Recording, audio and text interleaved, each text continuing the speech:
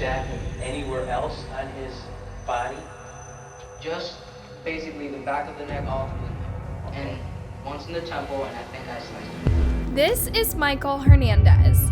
Just a few hours ago, he had brutally murdered his best friend by cutting his throat and viciously jabbing him with a knife.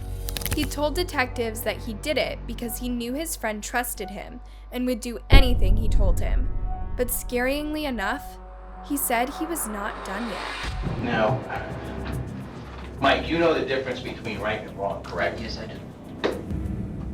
Do you think what you did is right or wrong? No, I don't. Well, what don't you think? I think it is neither right, but I don't think it was wrong. Are you sorry that this happened today? No, I'm not.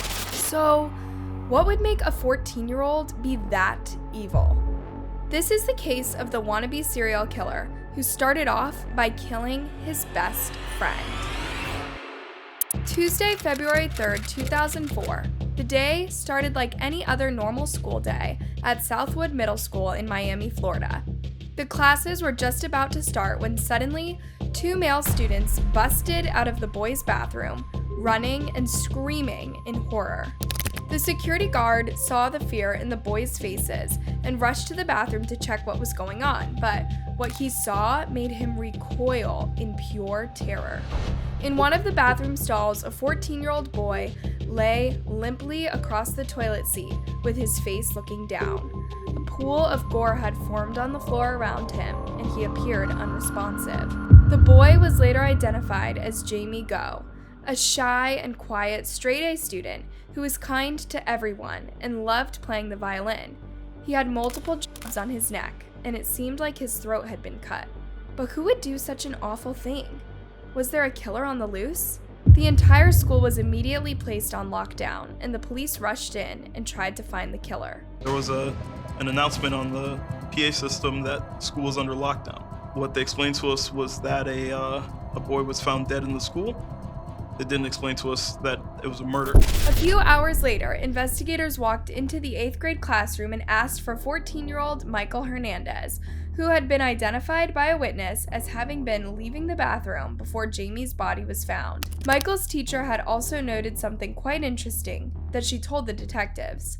Apparently, since the class started at around 8:55 a.m., Michael had requested to go to the bathroom at least 3 times, twice before 9 a.m., and 1 time after the school had gone into lockdown. But while that was pretty weird, there was something else.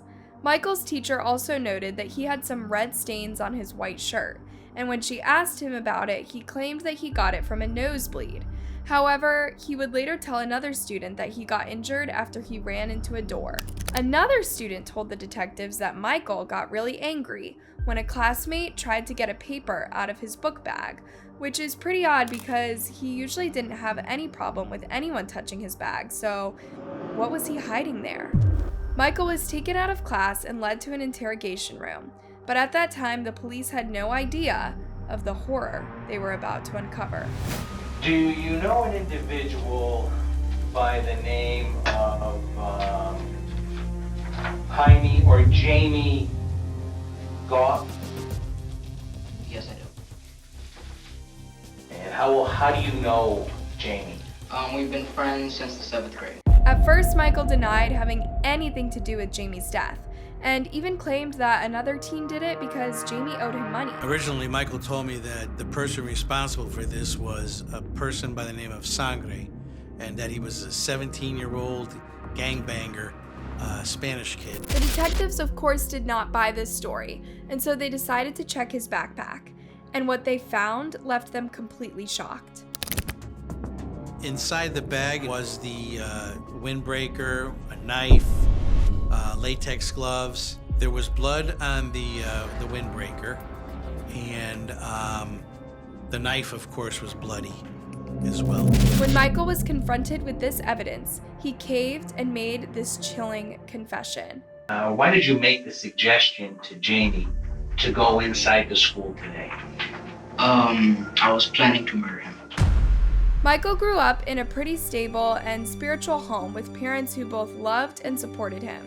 Those who knew him described him as brilliant and outgoing, with a bright future ahead of him. He was popular among his gifted classmates, and he had 2 loyal friends, Jamie Go and Andre Martin, who followed him wherever he went.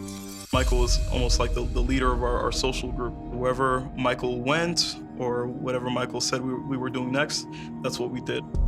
There was definitely no resistance to any ideas that Michael might have come up with. As he got older, Michael started to develop symptoms of OCD, obsessive compulsive disorder, whereby he would obsess over everything he did, including what he ate, what he did, and even kept a to-do list for every minute of his life.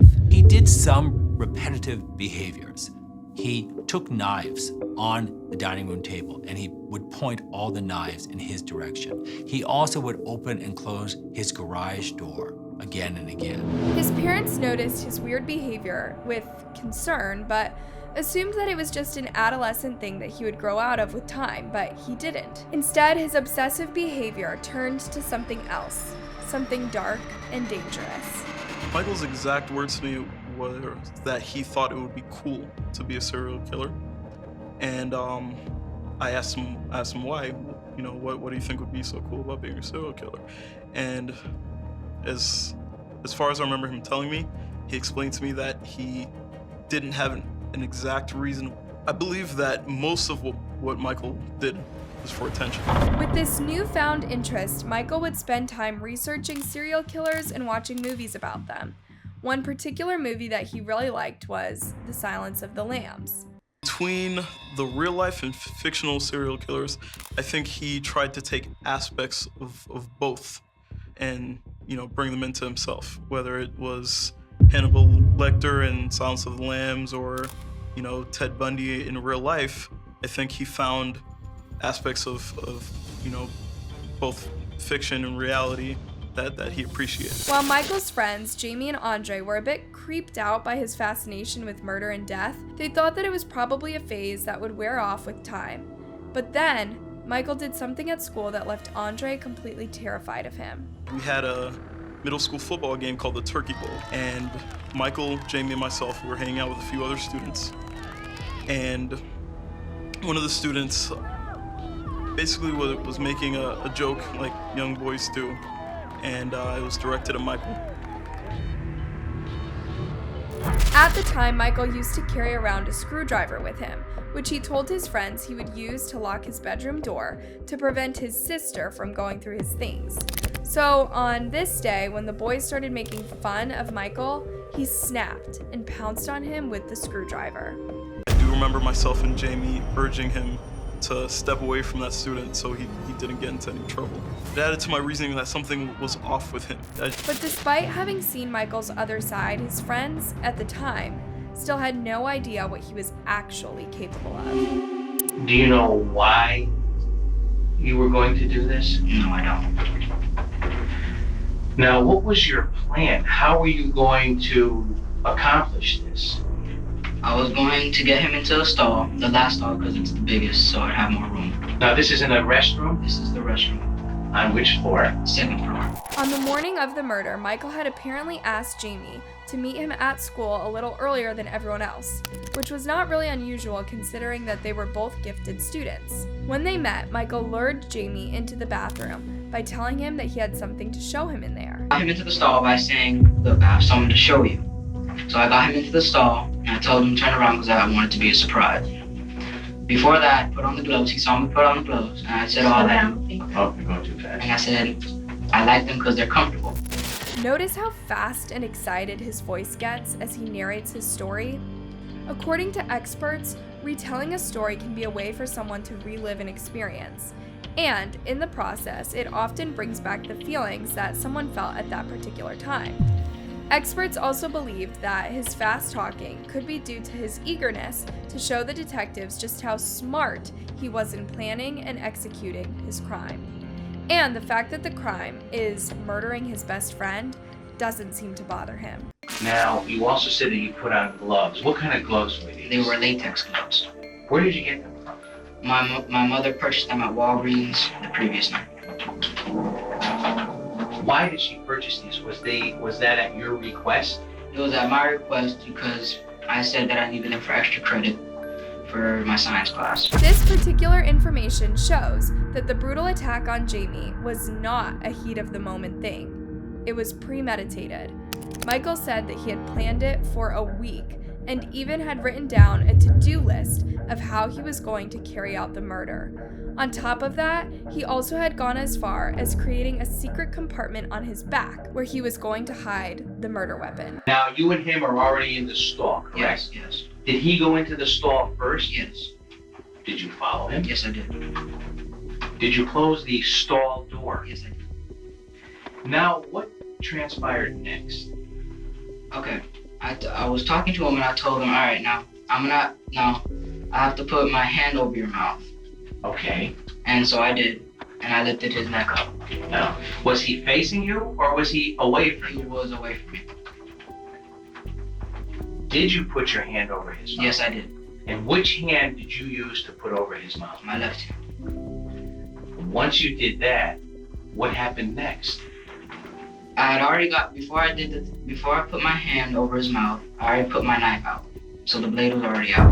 Jamie innocently did everything that Michael told him because he was his friend and he trusted him.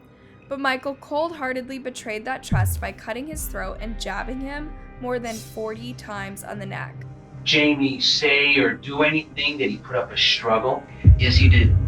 He turned around after I did that. He asked me not to kill him. So I told him, okay, I'm not going to if you cooperate. Okay. Which was a lie. This has got to be the worst kind of betrayal that anyone could ever go through, and I can't even begin to imagine what was going through Jamie's mind as his best friend brutally murdered him.